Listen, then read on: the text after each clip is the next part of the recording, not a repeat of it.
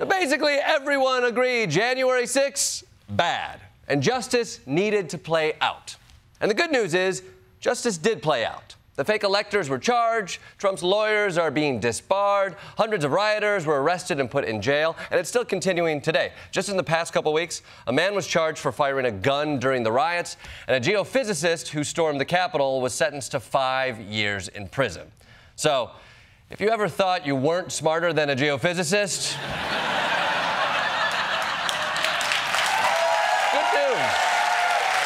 good news. And you know what? If you don't mind, I might indulge. To that geophysicist, good luck using the Siwalik fluvial sequence to analyze remnant magnetization. Now you locked up, bitch.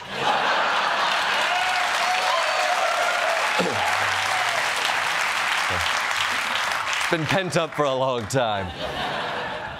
As the wheels of justice turned and life moved on, most people moved on to other things, which makes sense. Other shit happened. We had the rest of the pandemic, there was inflation, 2 famous people decided to date each other. I mean, how could we focus on anything else? We can be forgiven for moving on. But Trump and the MAGA movement didn't forget about January 6th. In fact, they've been rewriting. And I have no problem saying that these January 6th defendants are being treated like political prisoners of war. The DOJ is harassing peaceful patriots across the country. They're not destroying the Capitol. They obviously revere the Capitol. They're there because they believe the election was stolen from them. They believe in the system. Convicted January 6 rioter is free this morning, and now they own an honorary American flag, a gift from a Texas Republican congressman. Dr. Simone Gold was released from prison on Friday, and Congressman Louis Gohmert was there to present her with the flag. You know, I'm no history buff, but she was the loser in a failed insurrection. If you were going to present her with the flag, it probably should have been this flag, I think.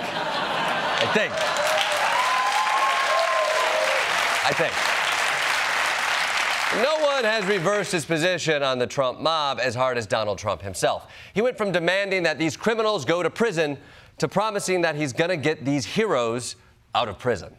Trump called those now serving prison sentences hostages and patriots. You see the spirit from the hostages, and that's what they are, is hostages. Suggesting he'd pardon them as soon as he gets back into office. The first day we get into office, we're going to work with the people to treat those unbelievable patriots, and they were unbelievable patriots and are. Release the J6 hostages, Joe. Release him, Joe. You can do it real easy, Joe. You can do it, Joe. They're hostages, Joe. Come on, Joe. I wouldn't call convicted criminals hostages. Although if MAGA wants to treat them as hostages, we can have a hostage exchange. I'm happy to release them if they can give us the, I don't know, old Kanye back. You know, just spitball it here. But that's how far Trump has gone. He's turning these January 6 rioters into victims and patriots and innocent choir boys. I mean, literally choir boys. There's a group of January 6 rioters in prison who have started a choir, and they released a version of the Star-Spangled Banner that Donald Trump features on. And now Donald Trump's rallies begin like this.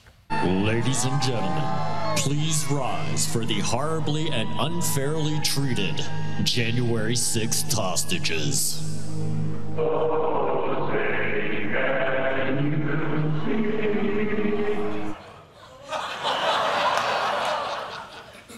That's a dramatic way to kick off an event. At the next Super Bowl, I want to hear, ladies and gentlemen, please rise for the horribly and unfairly treated Kelly Rowland. She's just as talented as Beyonce. It's not her fault she wasn't as strategic with her career.